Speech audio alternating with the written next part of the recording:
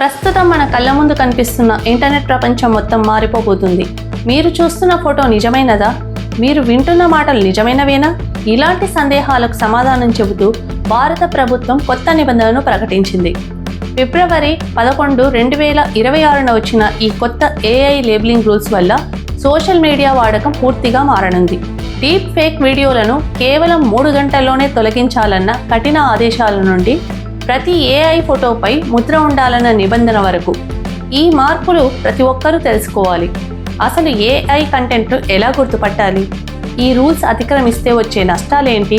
ఈ వీడియోలో పూర్తి వివరాలు చూద్దాం. కేంద్ర సమాచార సాంకేతిక మంత్రిత్వ శాఖ తాజాగా IT చట్టం 2026కు సవరణలు చేస్తూ కొత్త గైడ్లైన్స్ జారీ చేసింది.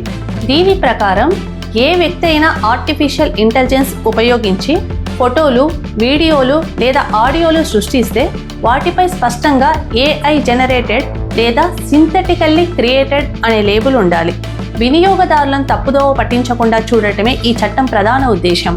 ఈ కొత్త నిబంధనల్లో అత్యంత కీలకమైన అంశం సమయం. గతంలో అభ్యంతరకర కంటెంట్ తొలగించడానికి సోషల్ మీడియా సంస్థలకు 36 గంటల సమయం ఉండేది.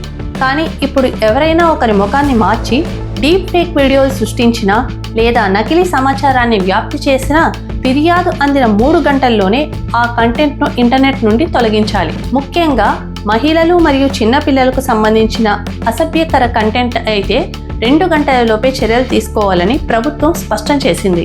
మరి మేము AI అని చెప్పకుండా వీడియోలు అప్లోడ్ చేస్తే పట్టుబడతామా అనే సందేహం మీకు రావచ్చు.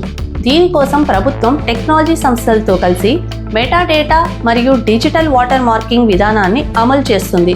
దీనివల్ల మీరు AI టూల్ వాడి ఏ చిన్న మార్పు చేసినా ఆ ఫైల్ వెనుక ఒక అదృశ్య కోడ్ ఉంటుంది. గూగుల్, మెటా వంటి సంస్థలు ఆ కోడ్ను గుర్తించి ఆటోమేటిక్గా మీ కంటెంట్కు AI లేబుల్ వేస్తాయి.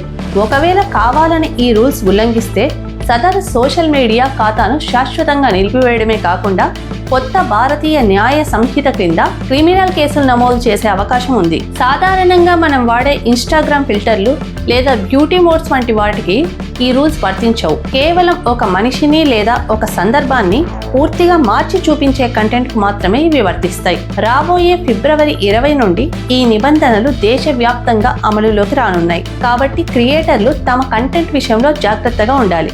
అలాగే సామాన్య ప్రజలు కూడా సమాచారాన్ని గుడ్డిగా నమ్మకుండా ఈ లేబుల్స్ ఉన్నాయో లేదో గమనించుకోవాలి.